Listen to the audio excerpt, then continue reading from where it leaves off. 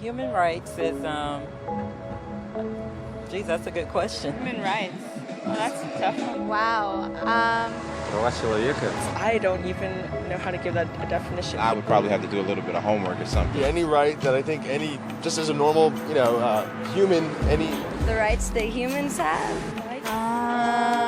That's a very large debate. Menneskerettigheder kan betyde mange ting. Tú le puedes preguntar a 20 personas y te van a dar 20 diferentes opiniones. Non saprei, è una domanda complicatissima. I guess we just take them for granted that they're there, but we don't even consider what they are.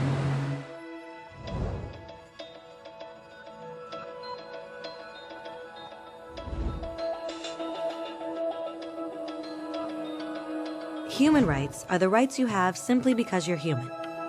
It's how you instinctively expect and deserve to be treated as a person, like the right to live freely, to speak your mind, and to be treated as an equal.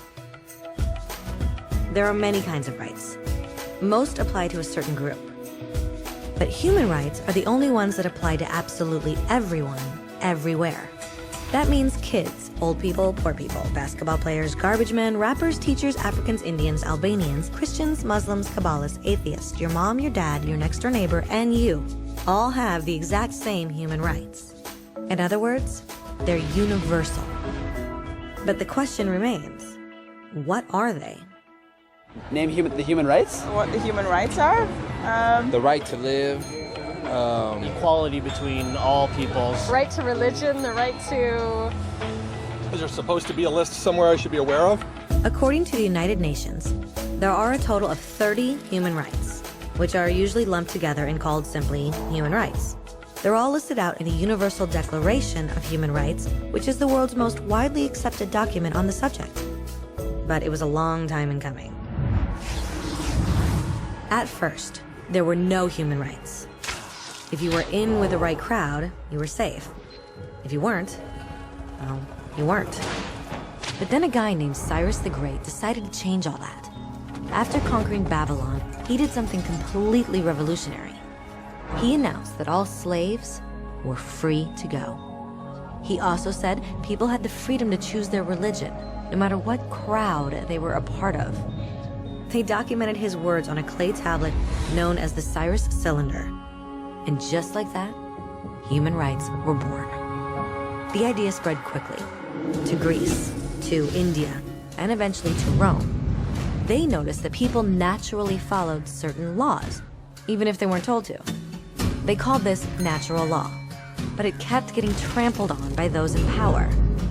Not until 1,000 years later in England did they finally get a king to agree that no one can overrule the rights of the people, not even a king. People's rights were finally recognized, and they were now safe from those in power. Kind of. It still took a bunch of British rebels declaring their independence before the king got the point that all men are created equal. Which isn't to say he liked the idea, but he couldn't stop them, and America was born. The French immediately followed with their own revolution for their own rights. Their list was even longer, and they insisted that these rights weren't just made up.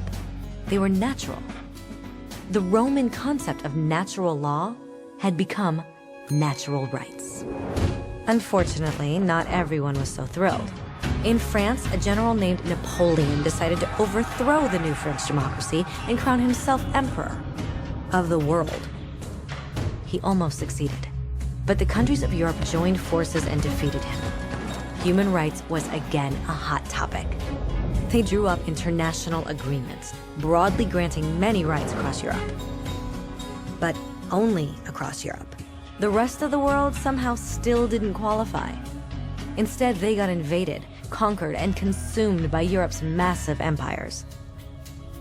But then a young lawyer from India decided enough was enough.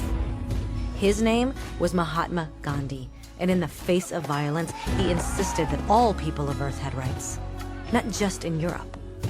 Eventually, even Europeans started to agree. But it wasn't going to be that easy. 2 world wars erupted. Hitler exterminated half the Jewish population of Earth in horrifying Nazi death camps.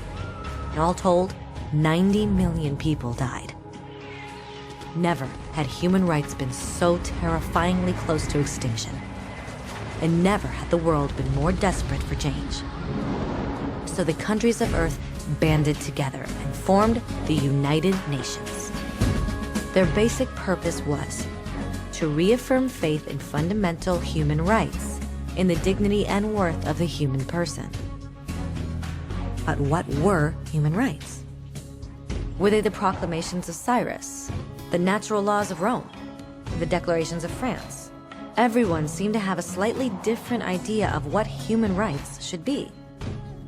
But under the supervision of Eleanor Roosevelt, they finally agreed on a set of rights that applied to absolutely everyone. The Universal Declaration of Human Rights. The French concept of natural rights had finally become human rights. So, in summary, at first, only a few lucky people had any rights, until one of those guys decided, hey, other people should have some rights too, which was great, except not everyone agreed. And it only took a few thousand years of fighting and declarations and more fighting until everyone finally agreed that human rights should apply to everyone. And they all lived happily ever after. Except for one little problem. If people have the right to food and shelter, why are 16,000 children dying of starvation every day? 1 every 5 seconds. If people have freedom of speech, why are thousands in prison for speaking their minds? If people have the right to education, why are over 1 billion adults unable to read? If slavery has truly been abolished, why are 27 million people still enslaved today? More than twice as many as in 1800. The fact is, when it was signed, the Universal Declaration of Human Rights did not have the force of law. It was optional. And despite many more documents, conventions, treaties, and laws, it's still little more than words on a page.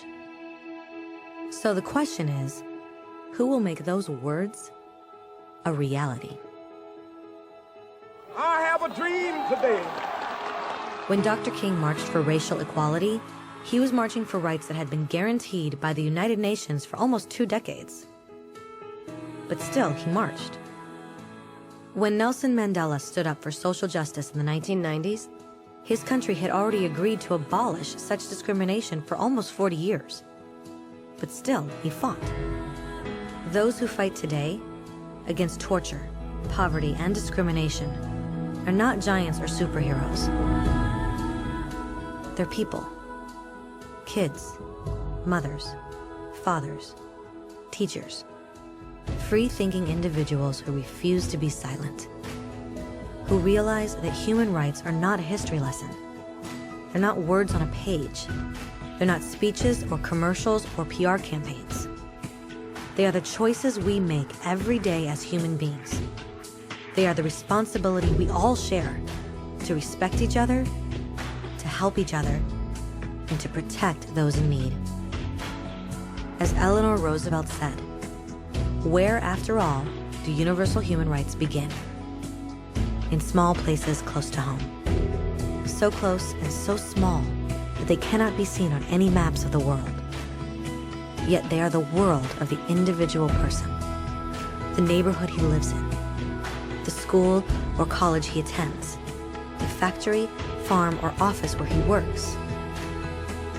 Such are the places where every man, woman, and child seeks equal justice, equal opportunity, equal dignity without discrimination.